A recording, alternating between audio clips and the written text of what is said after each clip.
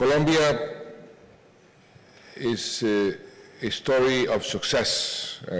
These are not my words. These are the words of the various analysts that have been following Colombia in the past years. And I will tell you why I think it's a story of success, a success that we would like to share with you in the future. I was in the Navy. I was a Marine in the Navy, in the Colombian Navy. There I learned how to sail. And they taught me that in order to be a good sailor, you have to always have a port of destiny. You need to know where you want to go in order to use the winds in your favor. And I applied that to my government. And since the very first day, since the campaign, even before, when I was thinking about being president, I had very clear in my mind where I wanted to take my country. And it's a very simple port of destiny, but very important. It's a country where the opportunities are open to everybody, a country that knows how to make use of our marvelous resources that we have, both human and natural resources, and a country in peace, creating prosperity. I think in this respect, we share with Israel the principles of what we want. We want to be a free country, a democratic country, a country that respects the rule of law. I've had the past 2 days a very enriching experience.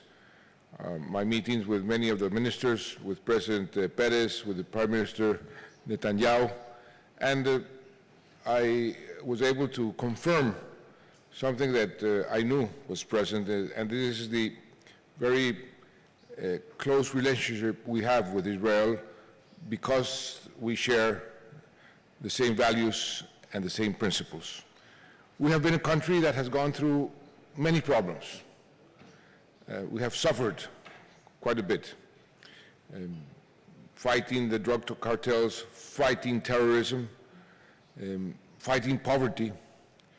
But I think we are now in a tipping point where we are able to say that our future is much more optimistic, and we're trying to close a certain amount of deals that would make our future really more promising and prosperous.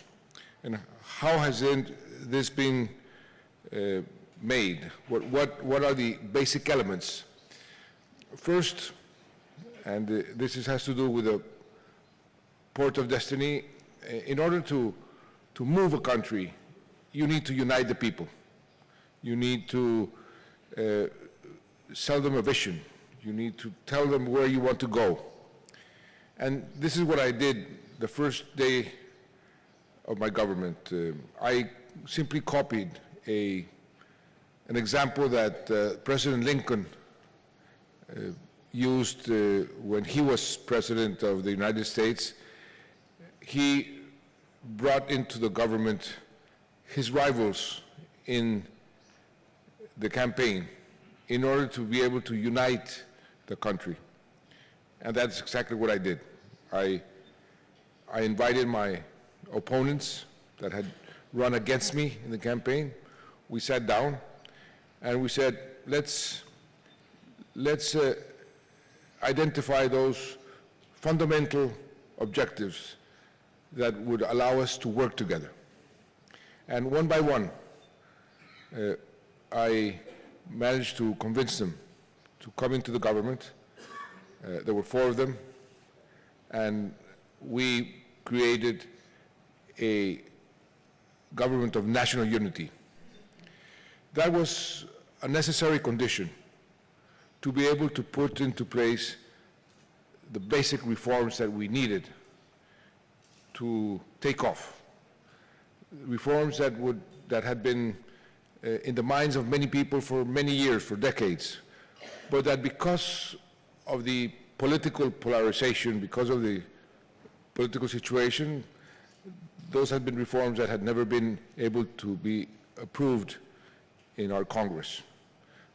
But with this unique opportunity of having almost all the parties as part of the government, with almost 90%, a bit more, I'm afraid to say, 92% of support in Congress, I said, let's take advantage of this opportunity. And we were able to pass not only legal reforms, but constitutional reforms that has allowed us to really move the economy and plant the seeds for a sustainable growth in the future. I will give you just one example of many. We have passed in 2.5 years 212 laws, and among them 6 constitutional reforms. One of them has to do with the concept of fiscal sustainability. What is that? This is simply a concept that we introduced in our Constitution at the same level as a criteria to be taken into account on the same level as the fundamental rights of our people. Our Constitution is very geared towards protecting the rights of the people. And in order to protect those rights, we need fiscal sustainability, macroeconomic responsibility, in order to be able to guarantee the rest of the rights. I learned that as Minister of Finance, because I had to manage the worst crisis that we have had in the last 100 years. And I was able to prove and to see firsthand how without a good economy, a strong economy, it would be very difficult to guarantee the rights that are embedded in our Constitution. I had to cut the budget of education. I had to cut the budget of health, of the justice system.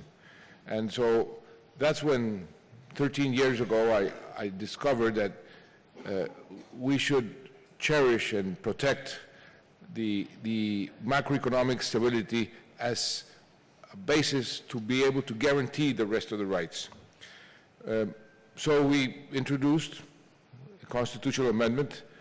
It was a very enriching debate because the dialogue started around what is more important, the economy or the rights of the people? And my thesis was, in order to be able to protect the rights of the people, you need a good economy. And that's why you have to elevate this concept as a fundamental right.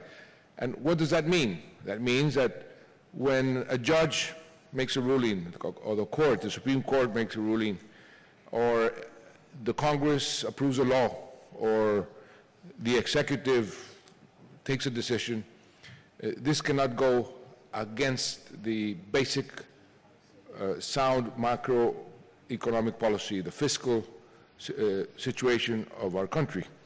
And this immediately created tremendous confidence in the international markets. Colombia is showing a way, a new way to the rest of the world of how to organize its priorities in a manner that will guarantee a sustainable growth in the future. Well, that was used as an example in last year in the G20 meeting in Mexico. I said, if the European countries, to take simply an example, or even the United States had something similar, they would not be going through what they're going through right now. Another fundamental change we did was how the royalties are distributed. And we decided to change the way the royalties were distributed among the people and among the regions with a very progressive approach, trying, because that is one of the main objectives, trying to narrow the gap between the rich and the poor, try to decrease our inequality, which is one of the basic obstacles for sustainable growth. So we were able to start putting in place the constitutional reforms, the legal reforms, and that was the basis for the appropriate public policies that we have been administering in the last 2.5 years. Some of them came from before. And we are now seeing the results. We have had a very acceptable rate of growth, around 5% in the last years. Was 4% last year, would be about 4.5% this year. That's what we think we will be able to reach. We have the lowest inflation in the past 70 years. We were able to increase our tax revenues by more than 30%. At the same time, we reached what the economists call fiscal equilibrium. Therefore, we don't have a fiscal deficit. We have been attracting foreign investment as no other country in the region. The country that has increased more its foreign investment in the whole of Latin America has been Colombia. We have been able to decrease unemployment month after month for 34 months in a row with no exceptions. As a matter of fact, we have been the country in the whole of Latin America that has created more jobs in this period than any other country, more than 2 million jobs.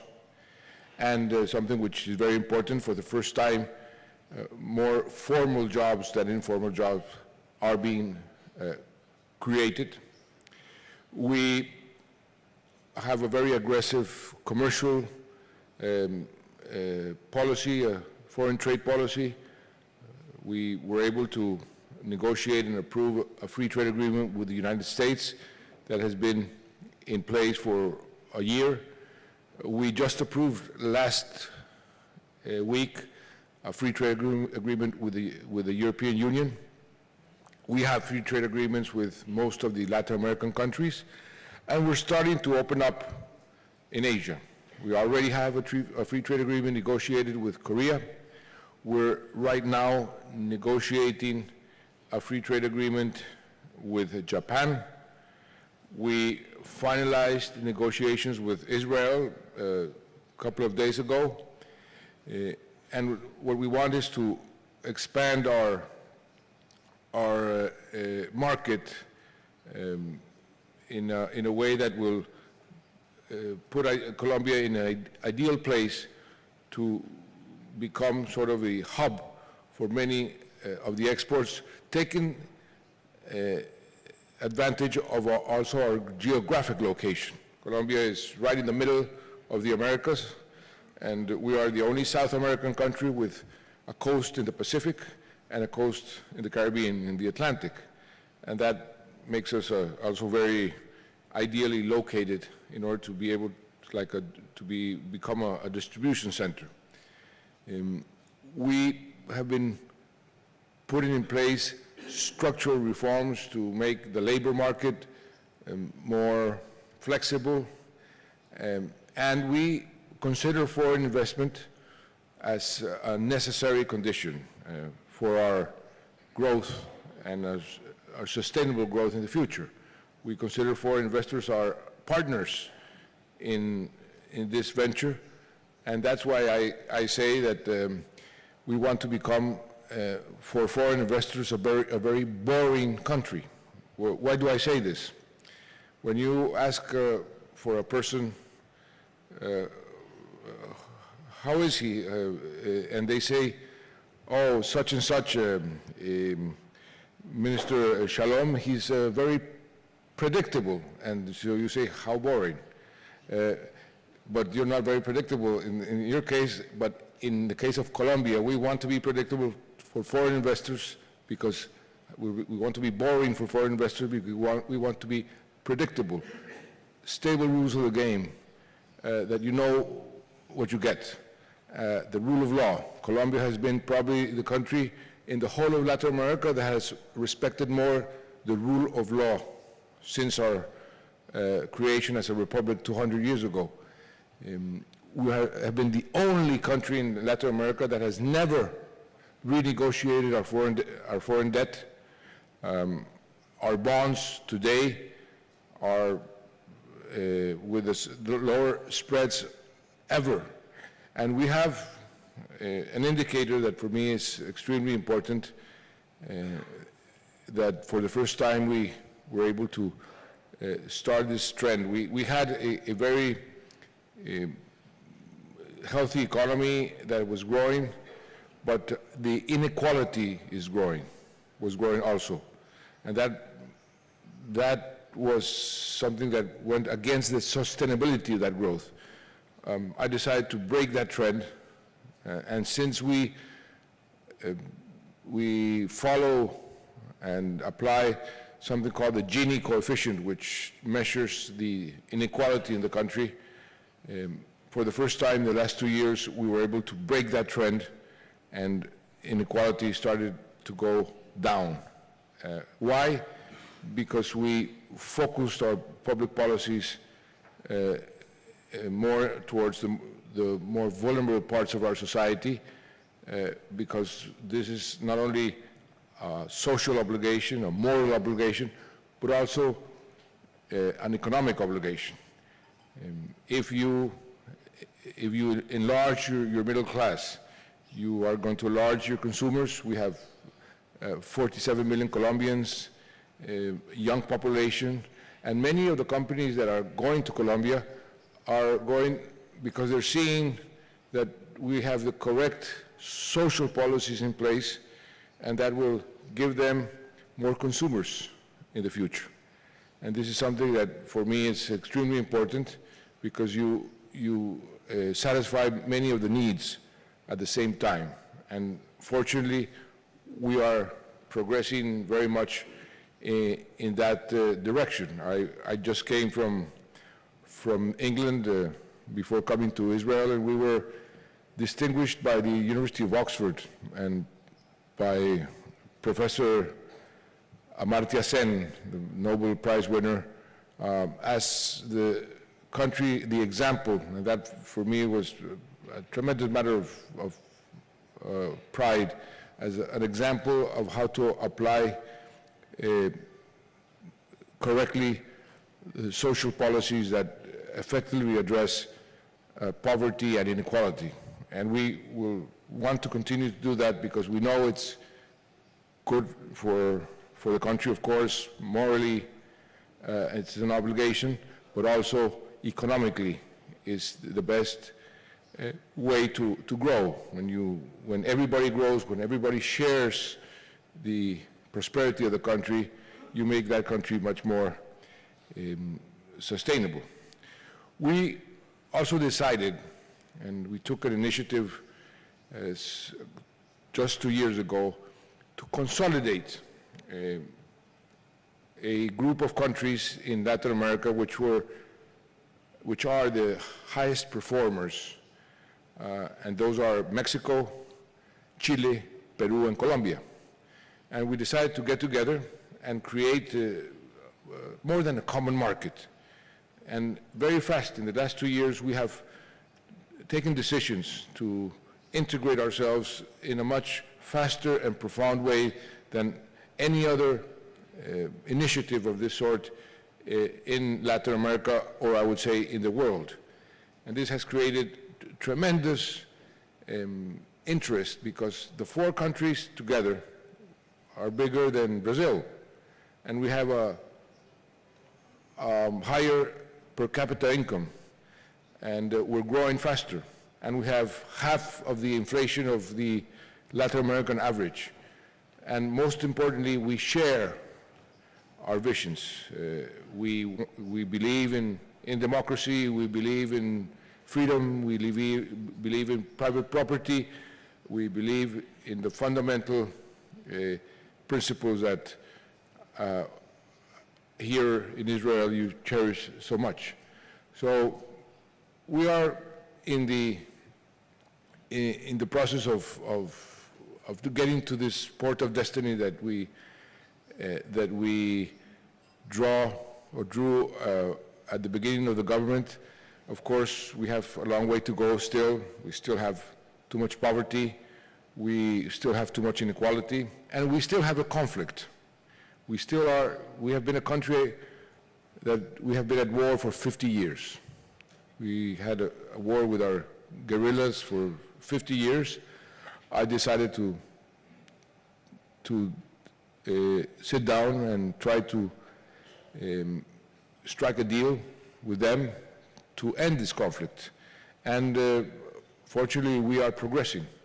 We are progressing. Just last week, the most important item of a 5-item agenda that we pre-negotiated, we made a deal on this, what to do with the countryside. We have vast amount of land, fortunately, and we need to be able to exploit this land.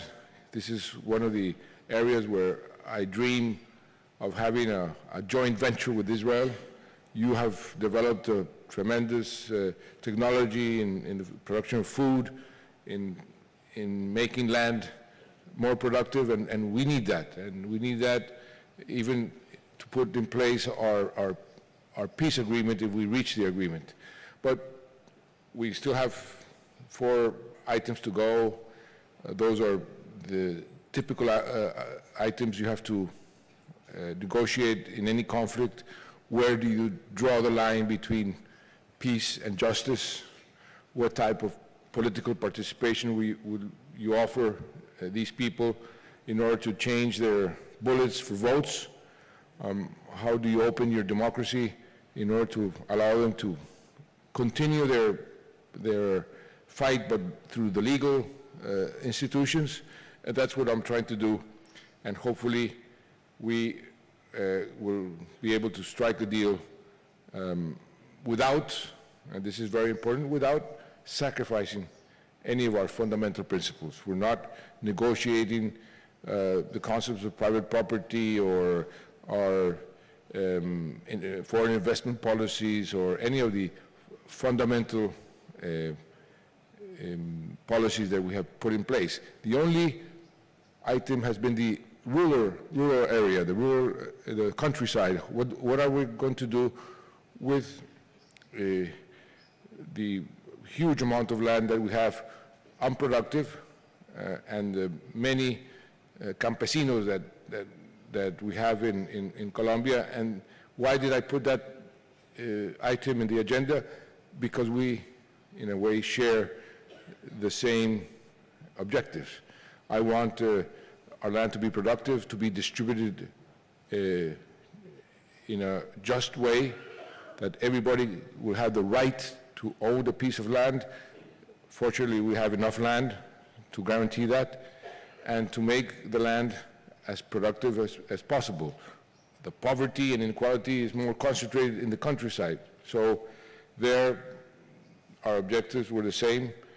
We already reached an agreement on that, and what I want to convey to you is, if we have had this progress in all our indicators, and the country is doing quite well with the conflict, imagine what will happen to Colombia if we strike a deal and we've finished this conflict that in a way has been an obstacle to take off in the last 50 years. So I want to simply share with you my optimism. Of course, I'm the president of the country, I have to be optimistic, but I am. What is happening in Colombia gives me sufficient basis to be very optimistic. I want to share this optimism with potential foreign investors. We need foreign investment to continue our growth. I have identified what I call 5 locomotives that will drive our growth. One of those locomotives is innovation. Israel is the champion of innovation, and we have many resources. You have the technology, you have the drive, and that's why we think Israel and Colombia and Israeli businessmen and Colombian businessmen are very complementary, and what we can create here is tremendous synergy. So I wanted to come here and express to you our interest in having and getting you interested in Colombia, because there you have tremendous opportunities. We have many of the things you lack, many of the things you need, and you have many of the things we need. That makes us ideal partners. And again, I want to thank all the organizers for giving me this opportunity. Thank you.